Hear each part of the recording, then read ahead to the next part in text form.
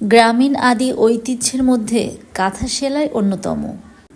কাঁথা শুধু সুই আর সুতোর বুনন নয়, বরং অনেক কথা, অনেক গল্প, অনেক কাজেরও সাক্ষী। আপনাদেরকে দেখাবো আজকে এমন একটি গৃহস্থ বাড়ি যেটা দেখলে মনে হবে সিমসাম কিন্তু ভরপুর। দেখেন রান্নাঘর, এখানে বাইরের কাঠখড়িতে রান্না করার জন্য একটা চুলা আছে, আবার ভেতরে আর একটা চুলা আছে গ্যাসের। শহরের মানুষের মতো গ্রামের মানুষও এখন অনেক শান্তিতে থাকে। এই যে এটা হচ্ছে আমাদের এলাকাতে মুরগির ঘরকে কোটা বলে। আর এখানে আছে গোয়াল ভরা গরু। গরু পালন করেও গ্রামের মানুষ কিন্তু বেশ টাকা পুঁজি করে ফেলে। গ্রামে থাকলে আসলেই জীবনটাকে যাপন করা যায়। পালিত গরু বিক্রি করে এরা বছরে অনেক টাকা ইনকাম করে। গ্রাম মানে আসলেই সুন্দর।